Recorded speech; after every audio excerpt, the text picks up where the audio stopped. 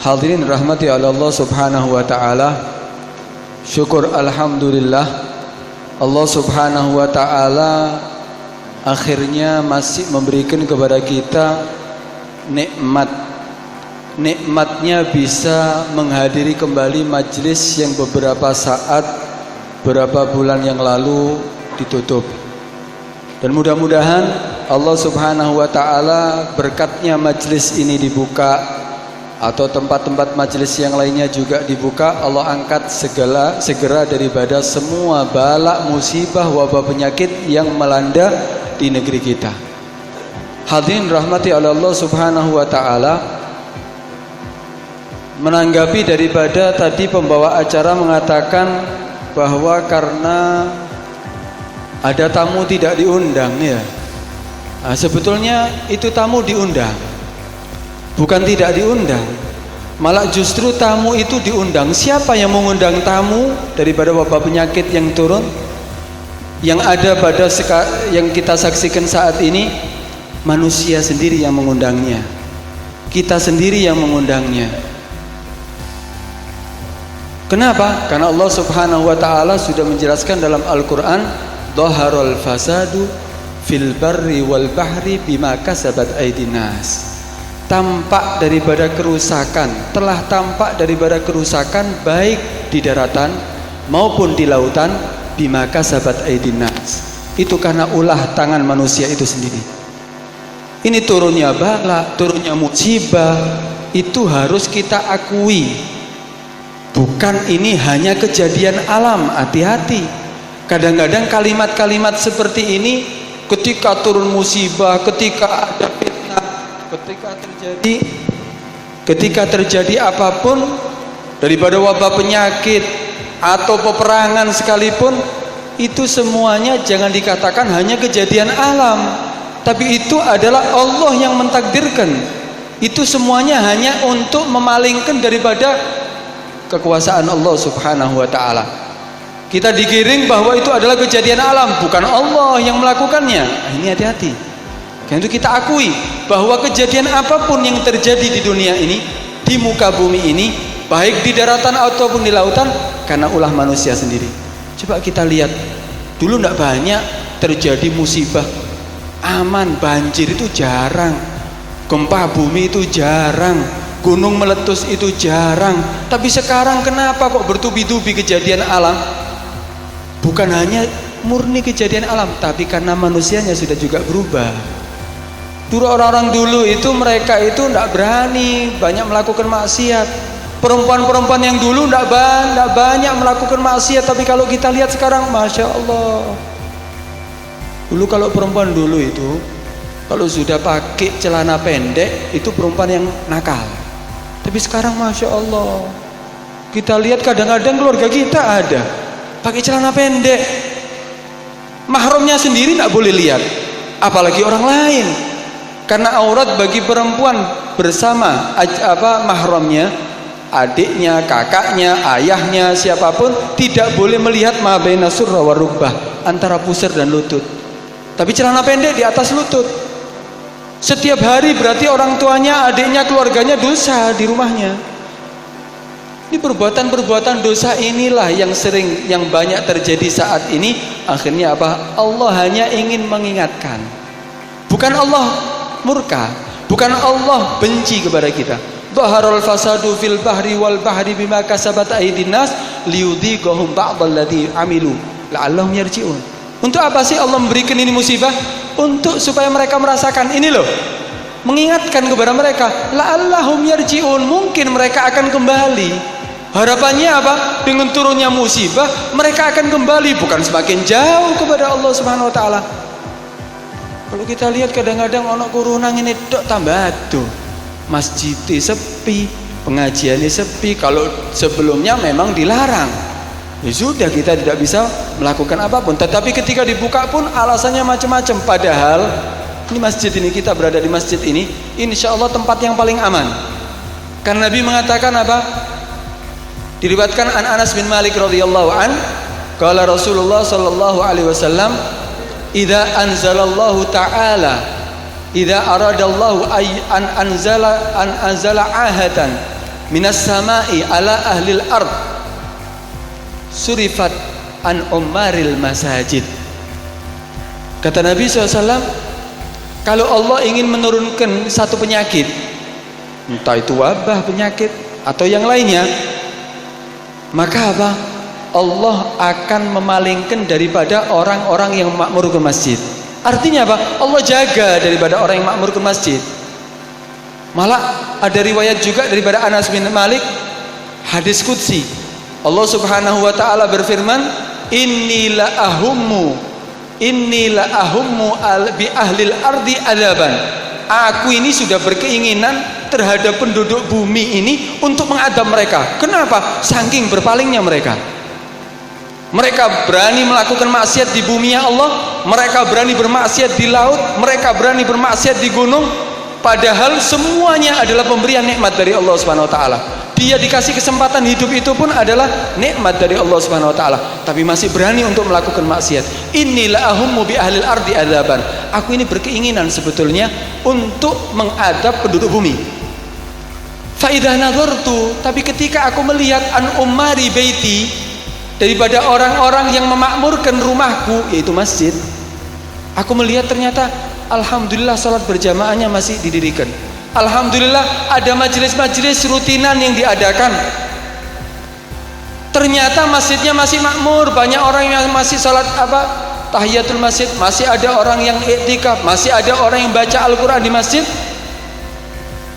Ternyata aku melihat mereka. Kemudian yang kedua, mul mutahabbina fiyah, dan aku melihat ternyata masih ada orang-orang yang saling mencintai, saling menyayangi fiyah, untukku. Artinya apa? Cinta karena Allah Subhanahu wa taala. Karena saudara seiman, saling memperhatikan satu sama lain antara orang muslim dengan muslim yang lainnya. Kemudian wal mustaghfirina bil ashar, yang ketiga, ketika aku melihat masih banyak orang-orang yang meminta ampun ketika tengah malam, waktu sahar, waktu tengah malam mereka bangun memohon ampun kepadaku. Ternyata masih ada orang-orang yang tahajud.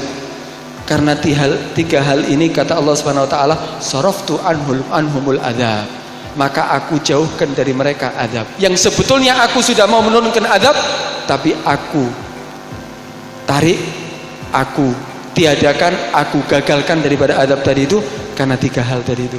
Pertama apa? Orang-orang yang memakmurkan masjid. Kemudian yang kedua, mereka orang muslim yang saling mencintai karena Allah. Kemudian yang ketiga, yaitu orang-orang yang masih tahajud, mereka memohon ampunan Allah Subhanahu wa taala di tengah malam. Karena itu memakmurkan masjid, insya Allah ya kita akan jauh daripada segala fitnah, segala musibah, segala penyakit. Malah katanya dikatakan orang-orang dahulu, idza khafa min syai'in, jika mereka khawatir daripada sesuatu, atau al-masajid, mereka langsung datang ke masjid. Kalau takut musibah, takut bencana, takut apapun, mereka mendatangi masjid. Kenapa? Karena tempat yang paling aman di muka bumi adalah masjid. Bukan semakin jauh. Kadang-kadang saiki alasan stay distancing, ya ndak boleh keluar. Wis kesempatan pumpung enak ono alasan ndak belum masjid. Kadang-kadang ndak pernah masuk masjid. Karena ini tempat yang paling aman. Tapi tempat ini dikatakan rumah Allah.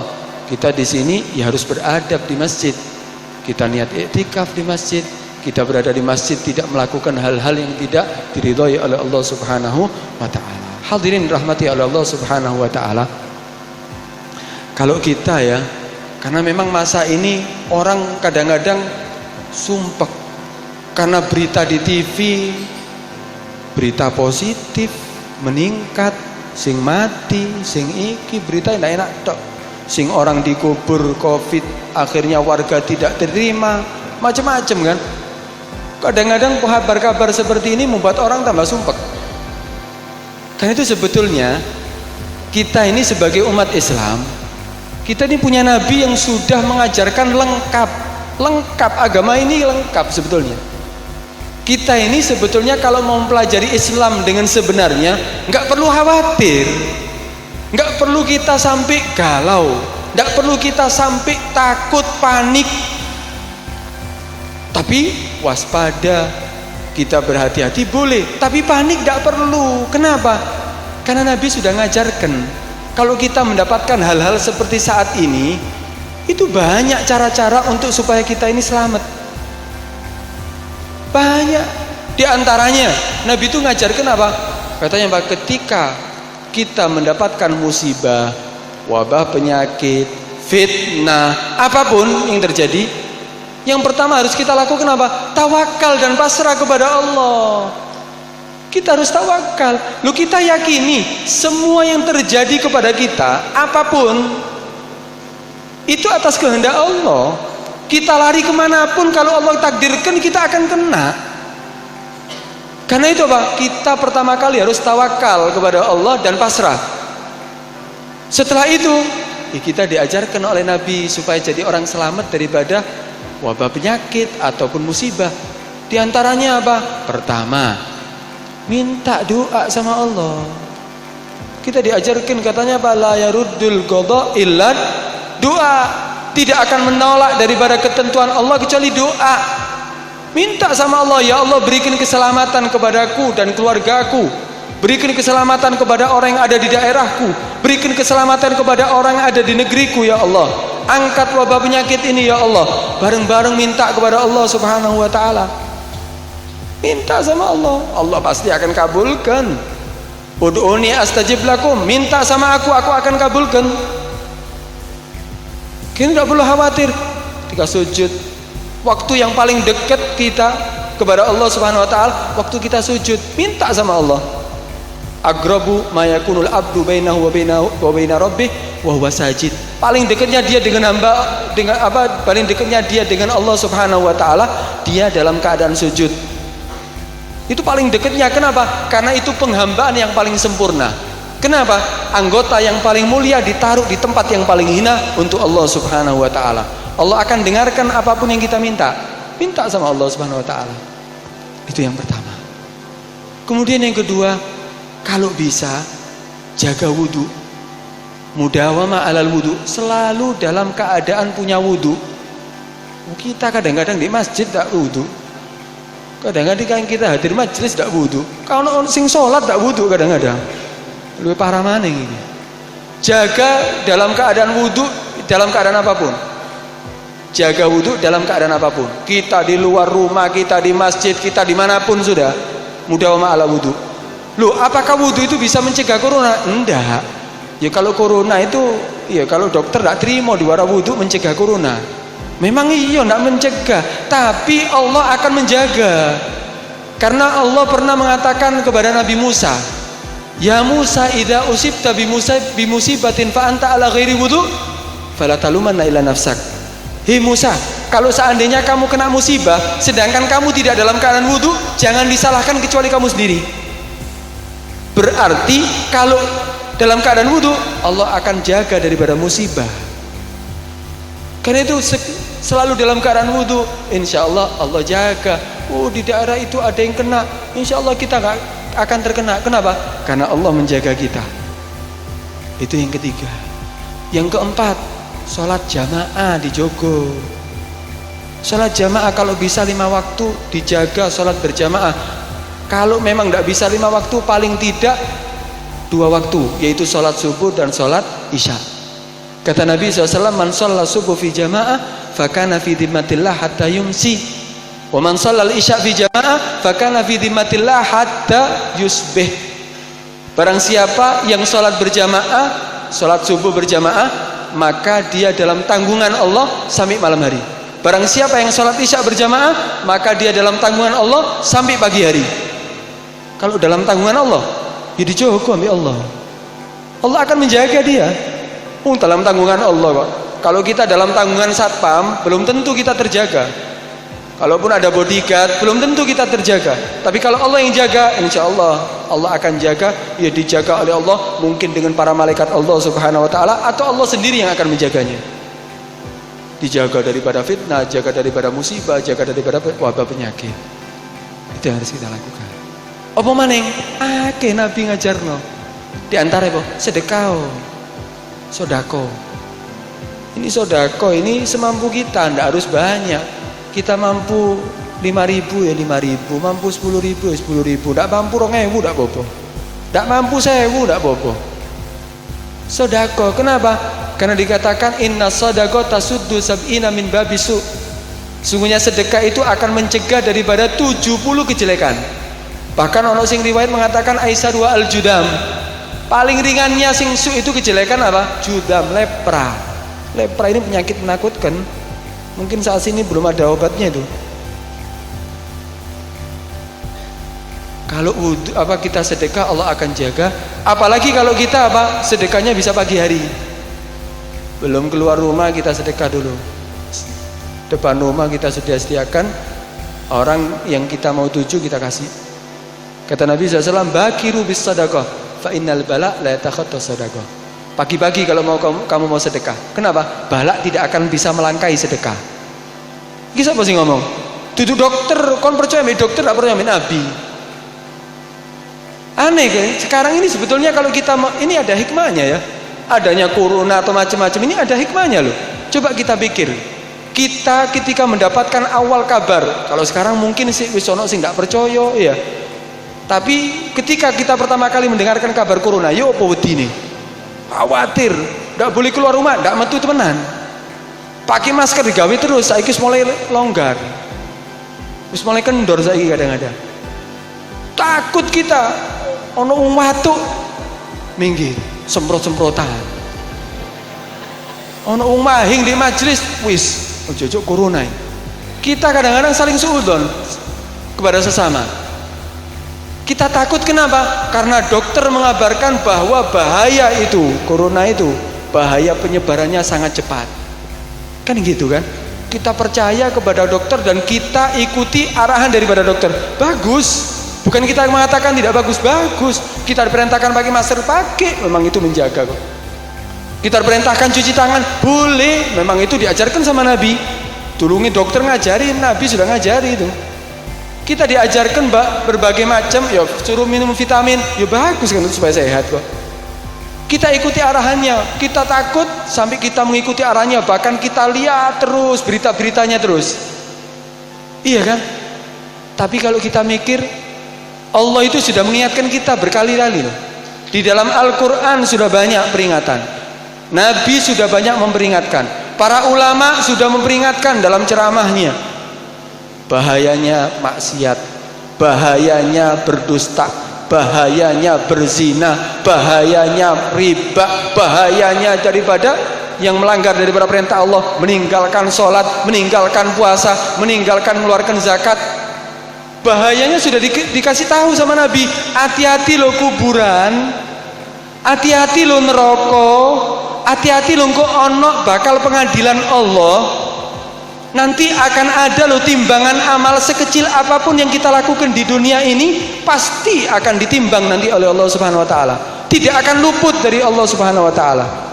Lo Allah peringatkan berkali-kali kita, kadang-kadang tidak percaya sama Allah, tetap maksiat, tetap goro, tetap mangan riba, tetap nipu wong, tetap tidak sholat, tetap tidak ngelotono zakat, tetap dia melakukan daripada yang dilarang oleh Allah Subhanahu wa taala. Seakan-akan tidak percaya kepada Allah, lu percaya sama dokter. Ini sebetulnya harus kita pikirkan itu. Ini hikmah yang bisa kita ambil ini. Allah sudah banyak memperingatkan kepada kita. Karena itu kita ambil hikmahnya, tapi kita tetap tidak panik. Lakukan hal-hal yang sudah dianjurkan oleh Nabi SAW, maka insya Allah kita akan dijaga oleh Allah Subhanahu Wa Taala. Kemudian yang selanjutnya, ojo terlalu panik. Jangan terlalu panik. Kenapa? Terlalu panik justru akan menyebabkan kamu sakit. Ini dokter sih ngomong kan, kalau orang terlalu khawatir, terlalu panik, imun tubuhnya itu berkurang. Kekebalan tubuh itu akan berkurang, mudah terserang penyakit.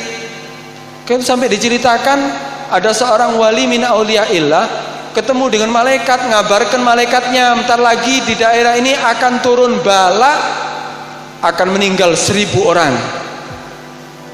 Loh, kalau gitu aku akan tawajuh ilallah, aku akan minta kepada Allah untuk apa? Diangkat ini bala.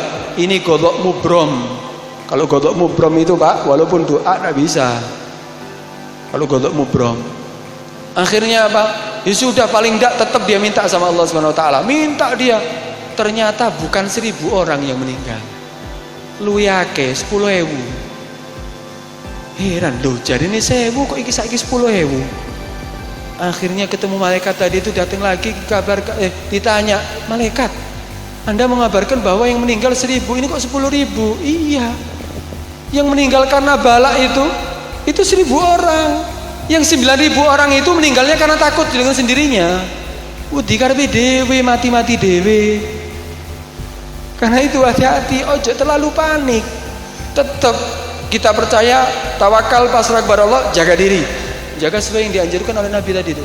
Insya Allah dijaga oleh Allah Subhanahu wa taala. Ya tetap mengikuti daripada aturan-aturan kesehatan. Tapi ojo berlebihan. Kadang-kadang sampai wedine corona wajahnya disabuni sampai koyok tembok sampean. Berubah. Tak pikir kakean wudhu, ndak tahu kakean sabun. Nah itu tidak terlalu berlebihan lah. Tetap kita menjaga, tetap kita tawakal, kita ikuti aturan daripada Nabi SAW. Enak kan? Kalau gitu kan enak. Ya urip enak, ya tenang, tetap hubungan dia dengan Allah baik, bagus. Karena itu ya kita tidak perlu panik, tidak perlu takut, tetap tawakal kepada Allah, tetap jaga diri. Ya memang kalau orang bersin, orang flu itu mudah menular memang. Tapi kita yakini itu adalah karena Allah, bukan karena penyakit menular, tapi karena memang Allah takdirkan dia kena juga. Karena itu dalam Islam memang dianjurkan ketika bersin untuk menutup, untuk menahan, untuk dingkluk, supaya apa? Tidak kena yang lainnya. Kalau pakai masker, ya kalau waktu flu pakai masker bagus supaya tidak menularkan yang lainnya. Kan itu ikuti aturan daripada pemerintah ya kesehatan. Kalau memang itu tidak bertentangan dengan syariat, ya melu tidak apa-apa. Nah, kalau gini kan enak, tenang ya. Insya Allah tetap majlisi ya masih ada, sholat berjamaahnya ada, Jumatane ono, alhamdulillah pondok ya melbu saiki. Ya beda pondok nak melbu terus ya opo, pirang-pirang tahun anaknya ndak belajar. Terus dadi opo? Maka itu alhamdulillah, ya kita syukuri ini nikmat dari Allah. Ketika kita syukuri, Allah akan tambah. Entar lagi, ya akan apa? Dibebaskan semuanya. Kenapa? Karena corona sudah ada di Pasuruan. Mari ngono, ya di Jawa Timur ndak ono. Mari ngono, di Indonesia ndak ono. Mari ngono, di dunia ndak ono. Ya, itu harapan kita. Tapi disyukuri, ya. Iya wis. Cukup apa terus ini? Cukup. Iya wis ya. Karena itu ya kita tetap ya hadiri majelis ini Pak, hadir terakhir ya. Menghadiri majelis seperti ini nih, ya kita kumpul ambil ulama-ulama ini, masya Allah, orang-orang soleh atau majelis yang lain itu faedah loh, manfaat loh. Manfaat, kenapa manfaat? Karena gini, ada satu riwayat asar bahwa apa? Allah Subhanahu wa taala ketika menghisab seorang hamba, kemudian ternyata tarajjahat sayyi'atu, ternyata kejelekannya lebih berat daripada kebaikannya. Akhirnya apa? Umira bihi ilan nar, diperintahkan ke neraka. Ini hamba diperintahkan ke neraka. Kemudian tengah di perjalanan untuk dibawa ke neraka, Allah mengatakan kepada malaikat Jibril, "Adrik abdi ya Jibril." Jibril, tututono hambaku, tututono. Si ojo dilebokno neraka nisi. Fas'alhu, tanya hambaku itu, hal jalasa fi majlisi alimin fid dunya fa'aghfiru lahu wa a'tiya syafa'ah minhu.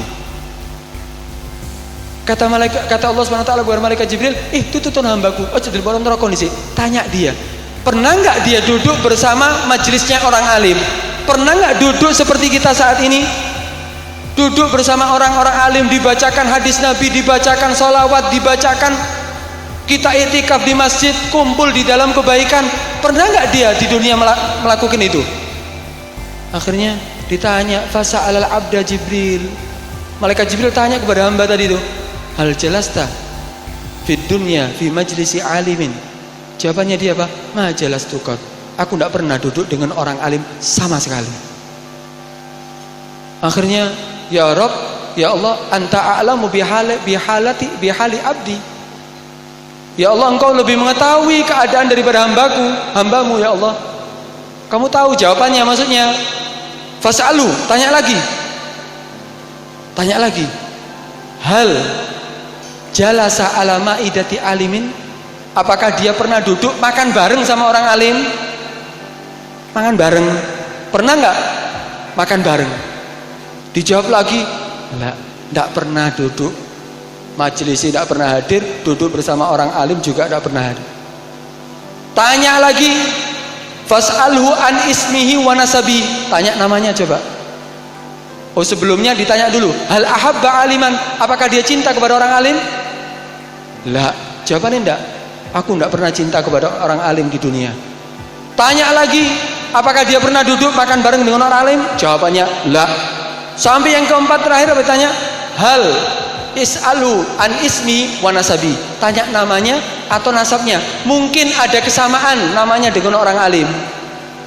Kan tuh pengen jeneng anak iku ojo sing aneh-aneh. Kadang-kadang David, kadang-kadang Beckham ya, Ronaldo, gaya apa? Kayak ono jenenge wong-wong soleh, namanya tuh bisa memberi syafaat. Apakah namanya sama? Nasabnya mungkin dari datuk-datuknya ada yang sama dengan? Enggak, nama indak bodoh wong alim, ya orang tuanya juga sama. Mbok sapa jenenge? Sampai terakhir kata Allah Subhanahu wa taala, "Ya Jibril, adkhilhul jannah." Masukkan dia ke dalam surga, wahai Jibril. Loh, malaikat Jibril kaget. Dan sing podo, dia tidak pernah hadir majelis orang alim, kemudian dia tidak pernah cinta kepada orang alim, tidak pernah makan bareng dengan orang alim, dia namanya tidak seperti orang alim, tidak ono kabeh, tapi Allah merintahkan untuk masuk surga. Ternyata karena apa? Kata Allah Subhanahu wa taala, adkhilhul jannah fa innahu kana ya'rifu rajulan wa dzalika ar-rajul yuhibbu aliman. Kata apa? Allah Subhanahu wa taala, masukkan dia ke dalam surga karena dia berteman dengan orang yang orang tadi itu cinta kepada orang alim. Berkati si ono, iya, kesempatan dia sampai akhirnya masuk surga. Wah, bek ngono hadir majelis pisan tok, mari ngono dak hadir selama-lamanya ya. Mari ngono maksiat tok ae. Ono sing pikir ngono kadang-kadang ya. Ono kadang-kadang wah enak kesempatan iki. Tapi hati-hati. Orang maksiat itu al-ma'asi baridul kufur. Orang yang selalu melakukan maksiat itu akan menyampaikan dia kepada kekufuran. Kalau dia melakukan maksiat sampai akhirnya imannya semakin tipis, akhirnya agamanya pun digadaikan sampai akhirnya keluar agama Islam. Walaupun nangis di ngarepe wong alim tidak akan disafaati. Kenapa? Meninggal dalam keadaan bukan iman. Kita tahu meninggal dalam keadaan apa nantinya? Nggak tahu. Karena itu ojo ake maksiat. Maksiat itu akan mengarahkan dia kepada kekufuran. Waspada itu. Karena itu ya kita kumpul. Iki insya Allah berkat kumpul ini nanti insya Allah mudah-mudahan dikumpulkan nanti di hari kiamat. Mudah-mudahan Allah Subhanahu Wa Taala kumpulkan kita di dalam surga Allah Subhanahu Wa Taala. Mudah-mudahan Allah Subhanahu Wa Taala mengangkat wabah penyakit yang ada di negeri kita. Mudah-mudahan kita dijadikan orang yang selamat dunia maupun akhirat. Dan mudah-mudahan Allah Subhanahu Wa Taala takdirkan kita meninggal dalam keadaan husnul khatimah ba'da umrin tawil fi ta'ati wa mahabbati wa ridha. Wa sallallahu ala sayyidina Muhammad wa ala alihi wa sahbihi wasallam. Alhamdulillah rabbil alamin. Wassalamualaikum warahmatullahi wabarakatuh.